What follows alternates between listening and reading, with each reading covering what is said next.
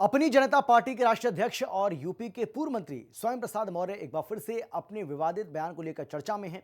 UP के ललितपुर में मौर्य ने बीजेपी पर तीखा हमला बोलते हुए उसे आतंकवादी पार्टी बता दिया और उनके इस बयान ने न सिर्फ राजनीतिक गलियारों में हलचल बढ़ा दी बल्कि सियासी तापमान को भी अचानक से चढ़ा दिया है। मौर्य का विवादित बयान, सियासत में घमासान। अब भाजपा तो खुद आतंकी है, भाजपा से बड़ा आतंकवादी कौन है? बीजेपी को आतंकी पार्टी बताया, यूपी की सियासत में मुद्दा गरमाया। किसी पर उंगली उठाने के पहले भाजपा को अपने दामन में झांक के देखना चाहिए। जी हां, सियासी गलियारों में विवादित बयान देकर सुर्खियां बटोरने वाली स्वामी प्रसाद मौर्य को बीजेपी आतंकी पार्टी नजर आती है। अपनी जनता पार्टी के राष्ट्रीय अध्यक्ष और यूपी के पूर्व मंत्री स्वामी प्रसाद मौर्य एक बार फिर अपने विवादित बयान पर घिरते हुए दिखाई दे रहे हैं। झांसी के ललितपुर में मौर्य ने बीजेपी पर तीखा हमला बोलते हुए आतंकवादी पार्टी बता दिया।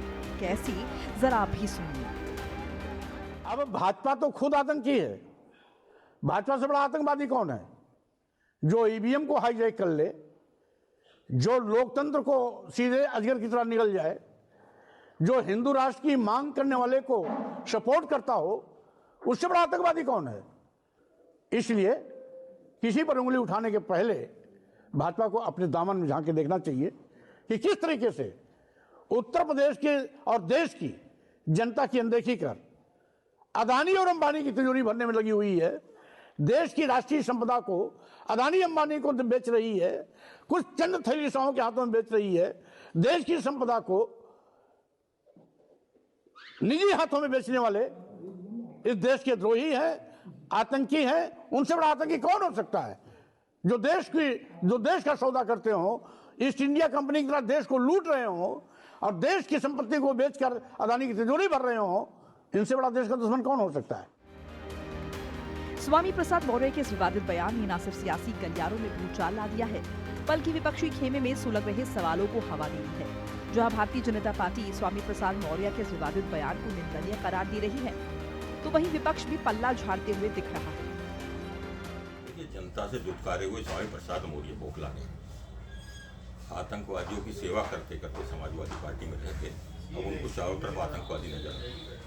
उनको समझ में नहीं आ रहा वो क्या कह रहे हैं। और जो भारतीय जनता पार्टी को आतंकवादी कह रहा है, वो अपने गृहमान में जाके अपने भविष्य को देखे, अपने अतीत को देखे। स्वामी प्रसाद मौर्य पूरी तरह से कुंठित हैं, मानसिक रूप से दिवालिया हो चुके हैं। उनको कुछ रास्ता नहीं सूझ रहा। अनाप बयान देकर केवल सुर्खियों में बने रहने का काम स्वामी प्रसाद मौर्य का है। स्वामी प्रसाद मौर्य के बयानों की जितनी निंदा की जाए उतनी कम है। देखिए, ये जो स्वामी प्रसाद मौर्य जी का बयान आया है, ये उनका निजी बयान है और ज़्यादा स्पष्टीकरण इस बयान पर उन्हीं के लोग दे सकते हैं। लेकिन जहाँ तक बात आज वोट चोरी की है या लोकतंत्र की हत्या की है, तो निश्चित रूप से भारतीय जनता पार्टी की सरकार आज देश में लोकतंत्र को समाप्त करने का प्रयास कर रही है। धीरे धीरे करके सारी संवैधानिक संस्थाओं को भारतीय जनता पार्टी कहीं न कहीं शक्तिहीन बनाने का काम कर रही है। ये संस्थाएं जो है केवल देखने के लिए या नाम मात्र की कहने के लिए रह गई हैं। भाजपा जिस तरह की अति कर रही है उस पर हमारा भी एतराज है। वो संवैधानिक नहीं है, लोकतांत्रिक नहीं है। जिस तरीके से एसआईआर के जरिए चुनाव आयोग के साथ मिलकर वोट को काटने की, वोट को चोरी करने की कवायद है, वो बहुत दुर्भाग्यपूर्ण है। मगर हम हमेशा इस बात को मानते हैं कि राजनीति में शुचिता और भाषाई मर्यादा बनी रहनी चाहिए। मौर्य जी जिस तरह की भाषा का इस्तेमाल कर रहे हैं, हम उसका समर्थन नहीं करते। भाजपा जो कर रही है, हम उसके खिलाफ रोड पर लड़ रहे हैं, हम उसका विरोध करेंगे, मगर भाषाई मर्यादाएं बनी रहनी चाहिए।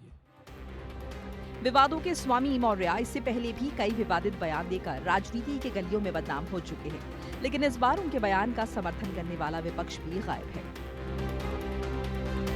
स्पेशल रिपोर्ट, खबर।